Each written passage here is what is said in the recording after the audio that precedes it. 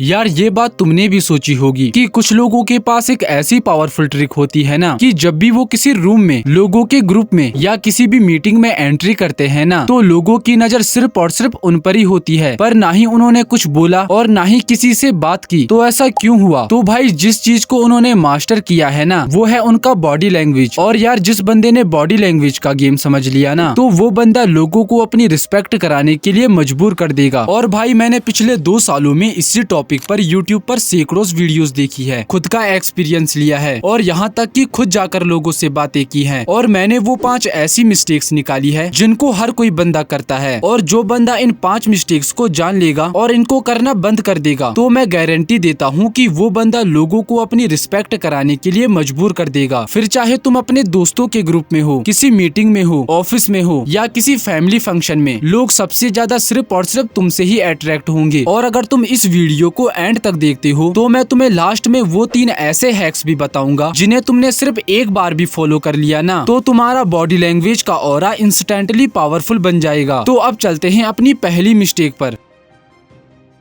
देखो भाई, जो चीज तुम्हारी बॉडी लैंग्वेज में सबसे पहले नोटिस की जाती है ना वो है तुम्हारी वॉकिंग स्टाइल। और देखो, ह्यूमन ब्रेन का एक सिंपल सा फंडा है, हमारा ब्रेन किसी भी इंसान के एक शब्द बोलने से भी पहले ये पता लगा देता है कि सामने वाला बंदा कॉन्फिडेंट है, वीक है, सैड है या फिर नर्वस है। और सबसे सरप्राइजिंग बात तो ये है कि इस चीज को जानने के लिए हमारे ब्रेन को सिर्फ 4 से 5 सेकंड लगते हैं। और हाँ, तुम सही सोच रहे हो, इसी को ही फर्स्ट इम्प्रेशन कहा जाता है। बट यहीं पर तुम सबसे बड़ी मिस्टेक करते हो। जब भी तुम चलते हो ना तो तुम्हारे हेड की पोजीशन नीचे होती है, शोल्डर्स भी डाउन होते हैं और तुम चलते टाइम या तो बहुत ज्यादा बड़े स्टेप्स ले रहे होते हो या बहुत ही ज्यादा छोटे। और इसी कारण जब भी तुम नए लोगों से मिलते हो, अपने दोस्तों से मिलते हो या फिर अपने ही सर्कल के बंदों से मिलते हो तो उनके दिमाग में तुम्हारी पर्सनैलिटी पहले ही बन जाती है कि तुम एक अंडर कॉन्फिडेंस इंसान हो, वीक इंसान हो या फिर एक नर्वस इंसान हो, जिसके कारण लोग या तो तुम्हें हल्के में लेते हैं, तुम्हारी रिस्पेक्ट नहीं करते या फिर तुम्हें इग्नोर कर देते हैं। तो भाई जितना जल्दी हो सके इस मिस्टेक को अवॉइड करो और जब भी चलो तो अपने हेड को सीधा रखो, शोल्डर्स को भी ओपन रखो और हो सके तो ना ही ज्यादा बड़े स्टेप्स लो और ना ही ज्यादा छोटे, बस एक लोयन की तरह काल्मली चलो। इससे लोगों को तुम्हारी प्रेजेंस फील होगी और लोग तुम्हें नोटिस भी करेंगे। और गारंटी मैं देता हूँ कि बस इतना ही करने से तुम्हारी बॉडी लैंग्वेज का ऑरा 30 से 40% तक इम्प्रूव हो जाएगा। लेकिन अभी तो ये सिर्फ शुरुआत है, अभी तुम्हें अपनी सेकंड मिस्टेक को जानना पड़ेगा जो इससे भी ज्यादा डेंजरस है।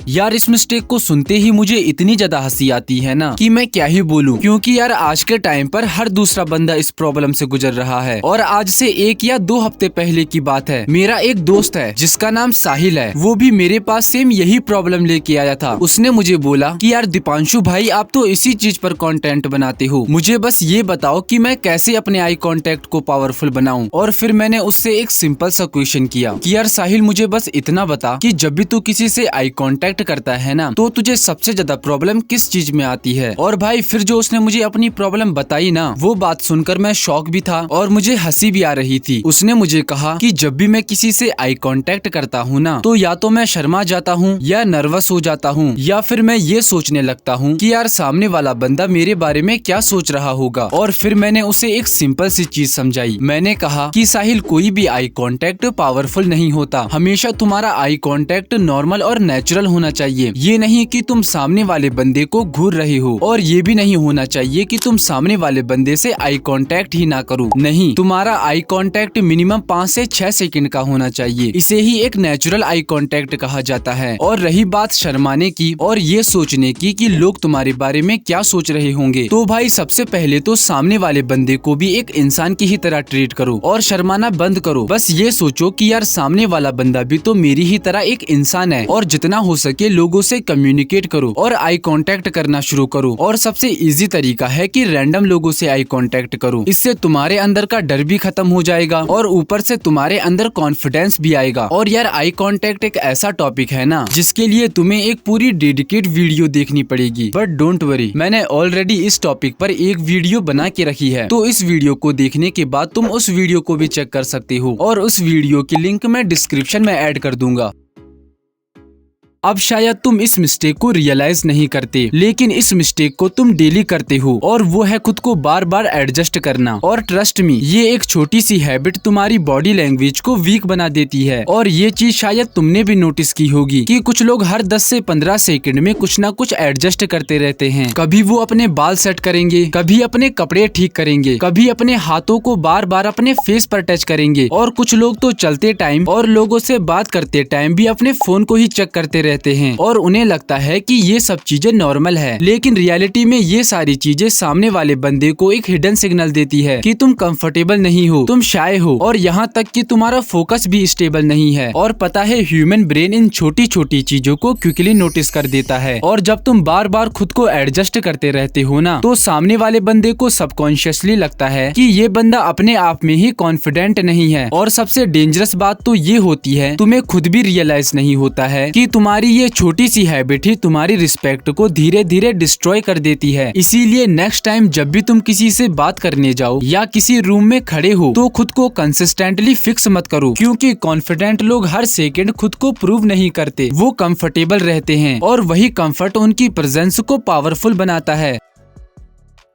यार देखो भाई, भले तुम सही तरीके से चलना शुरू कर दो, अपने आई कांटेक्ट को भी परफेक्ट कर लो, और यहाँ तक कि खुद को एडजस्ट करना भी बंद कर दो, बट अगर तुम्हारी बॉडी लैंग्वेज में एनर्जी नहीं है ना, तो पहली तीनों ही मिस्टेक्स को अवॉइड करने का कोई भी फायदा नहीं है, और तुम्हारी बॉडी लैंग्वेज भी पूरी लाइफ टाइम में पावरफुल और कॉन्फिडेंट नहीं होने वाली। तो अब तुम खुद भी सोच सकते हो कि तुम्हारी बॉडी लैंग्वेज में एनर्जी का होना कितना ज्यादा इम्पोर्टेंट है। तो अब इसको एक सिंपल से एग्जाम्पल से समझो। मान लो एक कमरे में तुम और तुम्हारे ग्रुप का सबसे पावरफुल बंदा एंटर करता है, तो लोगों की नजर किस पर होगी? ऑब्वियसली तुम्हारे ग्रुप के सबसे पावरफुल बंदे पर। लेकिन क्यों? क्योंकि उसकी बॉडी लैंग्वेज में कॉन्फिडेंस है, वो एनर्जी है जो कि तुम्हारी बॉडी लैंग्वेज में नहीं है। तो मैं इस छोटे से एग्जाम्पल से तुम्हें यही समझाना चाहता हूँ कि अपने बॉडी लैंग्वेज में एक एनर्जी लाओ, किसी भी लेजी इंसान की तरह मत रहो, बस एक लॉयन की तरह अपनी बॉडी लैंग्वेज में एनर्जी लाओ, ताकि जो भी बंदा तुम्हें देखे उस बंदे को तुम्हारी प्रेजेंस फील हो। और उसके लिए तुम्हें बस इन 2 मिस्टेक्स को अवॉइड करना है। पहला है क्लोज बॉडी लैंग्वेज, अपनी बॉडी को क्लोज मत रखो, बस एक लॉयन की तरह ओपन रखो। दूसरा है स्लो एंड लेजी मूवमेंट, तो भाई अपने मूवमेंट को स्लो मत रखो और ना ही ज्यादा फास्ट रखो, बस एक कॉन्फिडेंट इंसान की तरह नेचुरल रहने दो। तो भाई इन दोनों ही मिस्टेक्स को अवॉइड करो और अपनी बॉडी लैंग्वेज में एनर्जी लाओ। तो भाई अब चलते हैं लास्ट मिस्टेक पर।